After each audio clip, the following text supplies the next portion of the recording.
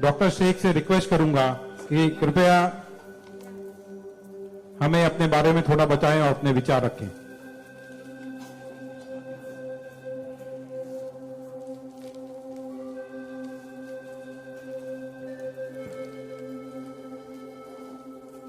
सबसे पहले तो मैं अल्लाह रब्बुल इज़्ज़त की बहुत ज़्यादा शुक्रगुजार हूँ कि उसने मुझे इतनी इज्जत दी और इस मकाम तक पहुँचाया कि मैं अपनी लाइफ के जो फैक्ट्स हैं, जो जर्नी में आपके साथ शेयर कर सकूं। मैं बहुत ज़्यादा शुक्रगुजार हूँ भारत विकास परिषद की प्रेसिडेंट सुनील शाह की, और उससे ज़्यादा शुक्रगुजार हूँ यहाँ पे हमारे प्यारे डॉक्टर अनिल मुरारका सर की, जिनके सपोर्ट की वजह से हम बहुत सारी जगह पे जाते हैं और लोगों को मोटिवेट करते हैं। और जितना डॉक्टर अनिल मुरारका सर एक डिसेबिलिटी को लेकर जितना कंसर्न्ड है, उतना मैंने किसी को नहीं देखा।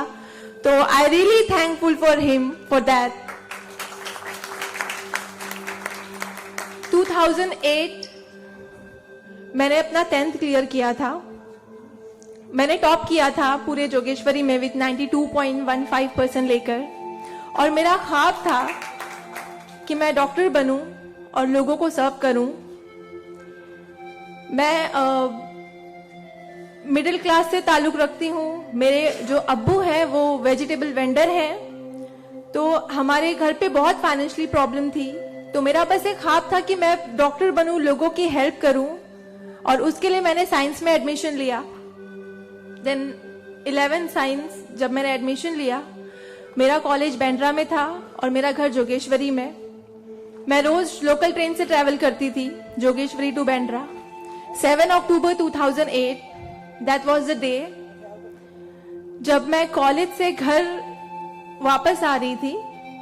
मेरे सेमेस्टर चल रहे थे उस वक्त, और सुबह 10 बजे का वक्त था। 10 बजे आप सब लोग मुंबई से बिलोंग करते हैं, सबको पता है लोकल ट्रेन में बहुत रश आर होता है। वो ट्रेन जब अंधेरी से निकली, मैं अपनी सीट से उठी और मुझे नेक्स्ट स्टेशन मेरा जोगेश्वरी था, मुझे वहां उतरना था। लेकिन मेरे सीट से उठने और स्टेशन के आने तक के बीच में वो एक लम्हा था जिसमें मेरी पूरी जिंदगी बदल गई। मैं जब सीट से उठी, उसके नेक्स्ट मोमेंट मैंने अपने आप को ट्रेन की पटरियों के नीचे पाया, और जब मेरी आंखें खुली तो वही ट्रेन जिसमें मैं ट्रैवल कर रही थी वो मेरी आंखों के ऊपर से बहुत तेजी से गुजर रही थी। एक लम्हे को लगा कि मैं कोई ख्वाब देख रही हूं, लेकिन जब ट्रेन पूरी तरह से मेरे पैरों से गुजर गई, मैं वहां हेल्पलेस थी। और जब बहुत दूर जाके किसी ने चेन रोकी, वो ट्रेन रुकी, और उस ट्रेन को रुकता हुआ देखकर मुझे एहसास हुआ कि मैं कोई ख्वाब नहीं देख रही हूं, मैं सच में ट्रेन से गिर चुकी हूं, और मैंने अपनी दोनों टांगे उस ट्रेन के पहियों के नीचे आ गई है जिसमें मैं ट्रैवल कर रही हूँ। वो पूरी 12 डब्बे की ट्रेन मेरे पहियों से गुजर गई, किसी ने चेन रोकने की हिम्मत नहीं की। और मैं जब वहां गिरी तो लोगों ने मुझे देखा, और 10-15 मिनट बाद काफी लोग आए, मेरे आसपास खड़े हो गए। मेरे पास सेलफोन नहीं था।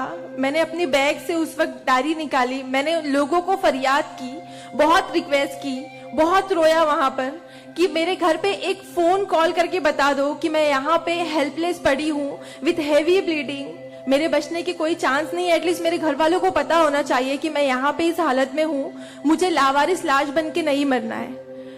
बट उस वक्त मैं यही कहूंगी कि अल्लाह ताला की मसलहत थी। अल्लाह ताला उस वक्त जो मेरी तकदीर में था, किसी ने मेरी हेल्प नहीं की, और मैं वहां पे 30 मिनट ऑलमोस्ट मैं ट्रैक पर विथ हैवी ब्लीड, मेरे दोनों पैर ट्रेन के पहियों के नीचे आ गए थे। मैं उसी हालत में पड़ी रही और मैं कॉन्शियस थी।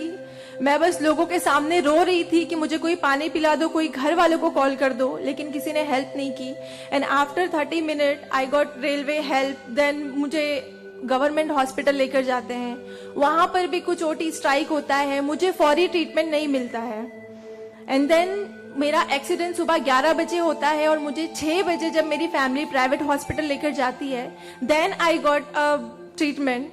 एंड उसके बाद 16 साल की थी मैं जब मेरे साथ ये एक्सीडेंट हुआ।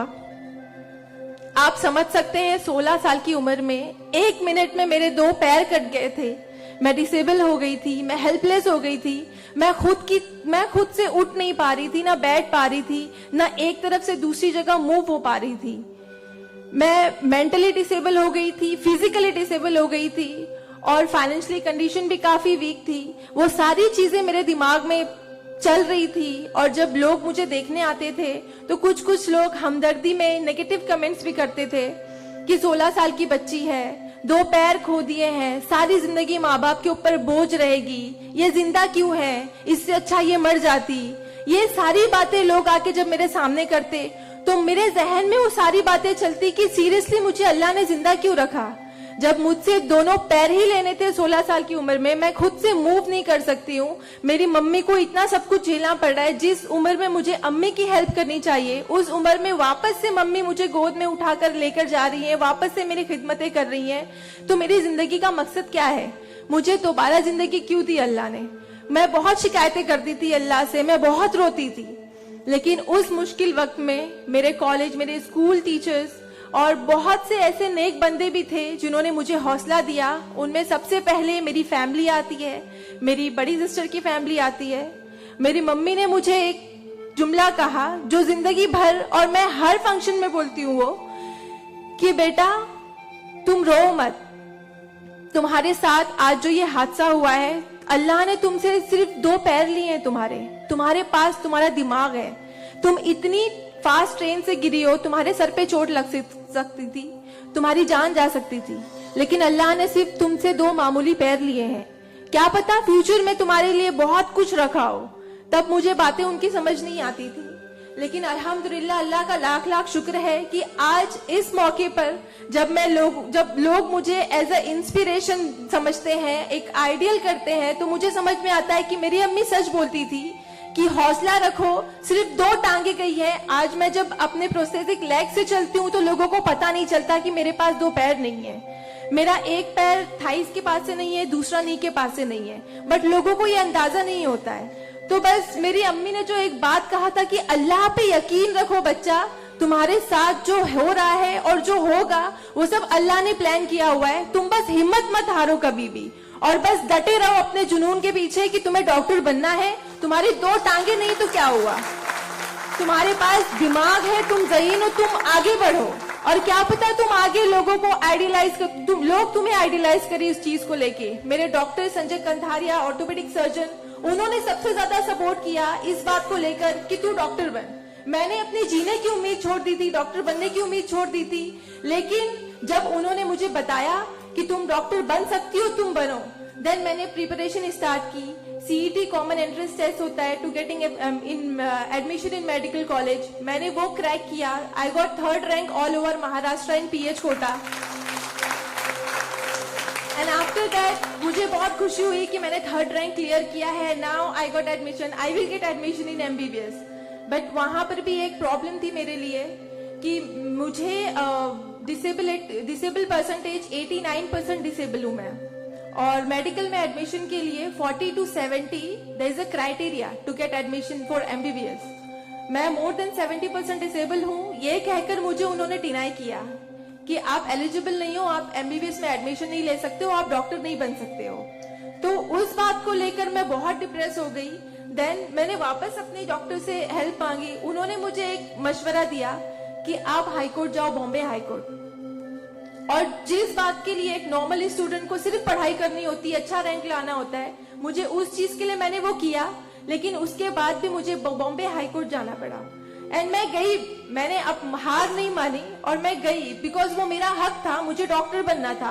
और जब मैंने वापस अपनी नॉर्मल जिंदगी स्टार्ट की अपने प्रोस्थेटिक लेग से, मैंने आना जाना शुरू किया, अकेले ट्रेन ट्रैवल करना शुरू किया, देन मैंने रियलाइज किया कि मेरे अंदर कोई कमी नहीं है, मैं एक नॉर्मल लड़की हूँ, मेरे पास पैर नहीं तो क्या हुआ, मैं लोगों को सर्व कर सकती हूँ, मेरे अंदर पैशन है डॉक्टर बनने का। तो मैंने वो बस अल्लाह पे यकीन रखा और मैंने ये सोचा कि अगर अल्लाह ने मेरी किस्मत में रखा है डॉक्टर बनना तो मैं जरूर कोर्ट में फाइट करूंगी। एंड देन मैं बॉम्बे हाई कोर्ट गई इन 2011 और वहां पे मेरा केस मोहित शाह, चीफ जस्टिस मोहित शाह ने देखा, उन्होंने मुझे ऑब्जर्व किया, मेरे प्रीवियस स्टडी रिकॉर्ड्स देखे, वो सारी चीजें देख के, और उन्होंने जब मेरा पैशन देखा डॉक्टर बनने का, सर्व करने का, देन उन्होंने मेरे फेवर में फैसला दिया। एंड 2011 अल्लाह का लाख लाख शुक्र है कि मुझे इंडिया के टॉप मोस्ट कॉलेज में एडमिशन मिला, which is Seth GS medical college and KM hospital. Then 2011 में मैंने अपना एमबीबीएस में एडमिशन लिया। वो जर्नी बहुत आसान नहीं थी मेरे लिए, क्योंकि मेरे पास 2 पैर नहीं है, और जब मेरी काउंसलिंग चल रही थी एडमिशन को लेकर, तो काफी जो डॉक्टर्स का पैनल था उन्होंने मुझे बहुत कुछ हकीकत बताई थी कि आपके लिए डॉक्टर फील्ड आसान नहीं है, इसमें पढ़ाई करना 5.5 साल, आपको एक ओपीडी से दूसरी ओपीडी जाना होगा, और तब मैं 2 क्रचेस यूज करती थी मेरे लिए। तो आपके लिए बिल्कुल भी आसान नहीं है, आप हार जाओगे, 1 साल पढ़ोगे, दूसरे साल आप डिनाई कर दोगे, एडमिशन नहीं लोगे, आप गिव अप कर लोगे। लेकिन बस मैंने दिल में ठान लिया था कि मुझे इन्हें गलत साबित करना है, और मुझे लोगों को प्रूव करके दिखाना है कि एक लड़की जो 89% डिसेबल है, जिसे लोग ये कहकर सुनाते थे कि सारी जिंदगी माँ बाप के ऊपर बोझ पर बनी रहेगी, उन्हें प्रूव करना है कि मैं डॉक्टर बन के लोगों को सर्व कर सकती हूँ। और जो मेरे दूसरे डिसेबल भाई बहन हैं, उन्हें भी शो करना है कि after disability, after accident, post accident जो लाइफ होती है वो आप नॉर्मल गुजार सकते हो अपने हौसले की बनिस्बत। तो मैं बस 5.5 साल मैंने बहुत कोशिश की, बहुत दर्द सहे, लेकिन मैंने अल्हम्दुलिल्लाह 2016 में फर्स्ट क्लास से मैंने अपना एमबीबीएस क्लियर किया। और इस बात को देखते हुए मुझे बहुत खुशी होती है, इस बात को बहुत प्राउड मोमेंट था मेरे लिए कि इन 2016 ऑन वुमेन्स डे 8 मार्च मुझे बॉम्बे हाई कोर्ट में फेलिसिटेट किया गया, जो एक हिस्टोरिक मोमेंट था वहां पर कि आउटसाइड से किसी को उन्होंने फेलिसिटेट किया। देन उसके बाद मुझे काफी कॉल्स आए, एज अ मोटिवेशनल स्पीकर मुझे काफी अवार्ड्स मिले, और तब मैंने सोचा कि मेरी जर्नी सिर्फ एमबीबीएस तक नहीं, मुझे लोगों को और प्रूव करना है कि 89% डिसेबल होके अगर मैं एमबीबीएस कर सकती हूँ, तो मुझे मेडिकल फील्ड की हायर डिग्री अचीव करनी है, which is MD, medicine in doctor in medicine. Then मैंने उसके लिए भी कॉमन एंट्रेंस टेस्ट दिया, and again I got third rank in all over Maharashtra. और यहाँ पर भी देन अगेन उन्होंने प्रॉब्लम क्रिएट की मेरे लिए। After completing my MBBS with flying colours, उन्होंने वापस मेरा मेडिकल एडमिशन डिनाई किया कि आप नहीं कर सकते हो because you are 89% disable. Then मुझे एक बहुत हम्बल इंसान मिले, member of parliament Kirit Somaiya sir, उन्होंने फौरन से मेरी एप्लीकेशन सेंट्रल हेल्थ मिनिस्टर के पास लेकर गए, और वहां से विद इन 2 डेज ये जो क्राइटेरिया है 40 to 70% डिसेबिलिटी का मेडिकल में एडमिशन के लिए, this is a 20 years old clause, और विद इन 2 डेज ये क्लॉज चेंज करवाया उन्होंने बिकॉज ऑफ माई एप्लीकेशन। वो क्लॉज चेंज होके बस ये है कि मिनिमम 40% क्राइटेरिया है, और मोर देन 70% जो भी डिसेबल हैगा they will get admission in medical field. तो मेरी जो जर्नी थी यहाँ तक की, और उसके बाद मैंने रिसेंटली 2019 में मैंने एमडी में एडमिशन लिया, और with same college Seth GS medical college and KM hospital, और मैं अभी रिसेंटली फर्स्ट ईयर रेसिडेंट हूँ एमडी पैथोलॉजी में। मेरी जो यहाँ तक की जर्नी है, मैंने बहुत अच्छे से तो नहीं बताया आपको, लेकिन बहुत सारी बातें मिस है इसमें बिकॉज मेरे पास टाइम नहीं है, आप लोगों को भी लेट हो रहा है। लेकिन ये सारी जो मेरी जर्नी है, ये सब बताने का मकसद यही है आप लोगों को कि जिंदगी में देखो चाहे कुछ भी प्रॉब्लम आए, बिकॉज मेरी लाइफ में मुझे लगता है कि सारी प्रॉब्लम्स थी, फाइनेंशियल प्रॉब्लम्स थी, फिजिकल प्रॉब्लम थी, मेंटल प्रॉब्लम थी, सारे ऑड्स थे मेरी लाइफ में, लेकिन मैंने बस 2 चीजें ध्यान में रखी। एक तो मेरी अम्मी की बात की अल्लाह पर यकीन रखो, अल्लाह अपने बंदों से 70 माओं से ज्यादा प्यार करता है। एक माँ हमारी छोटे से दर्द को बर्दाश्त नहीं कर सकती, वो तो 70 माओं से ज्यादा प्यार करता है, तो हमें दर्द में कैसे रख सकता है वो? तो उसने जरूर कुछ अच्छा रखा है हमारे लिए। अगर छोटी सी प्रॉब्लम आई जिंदगी में तो उससे हार नहीं मानो, उससे लड़ना सीखो, हमेशा अपना हौसला जिंदा रखो, बिकॉज आपके पास अगर हौसला है तो आपकी लिए जिंदगी जीने की उमंग रहेगी, बिकॉज बगैर हौसले के कोई जिंदगी नहीं जी सकता।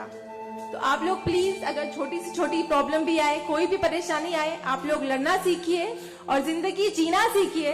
बिकॉज मेरे एक्सीडेंट के बाद मुझे अगर मैं इतनी सारी कोशिशें नहीं करती तो मैं आज यहाँ पर खड़ी होके एज अ डॉक्टर आप लोगों से इंटरेक्ट नहीं हो रही होती।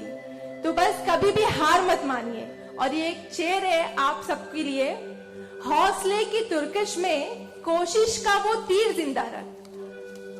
तरकश मतलब जिसमें तीर रखते हैं। हौसले की तरकश में कोशिश का वो तीर जिंदा रख। हार चाहे जिंदगी में सब कुछ, हार जा चाहे जिंदगी में सब कुछ, मगर फिर भी जीतने की उम्मीद जिंदा रख। Thank you so much, thank you all of you, मुझे इतने अच्छे से सुनने के लिए। और मैं बहुत ज्यादा थैंकफुल हूँ डॉक्टर अनिल सर की और भारत विकास परिषद की कि उन्होंने मुझे इतना सुनहरा मौका दिया आप लोगों से इंटरैक्ट का। Thank you. धन्यवाद।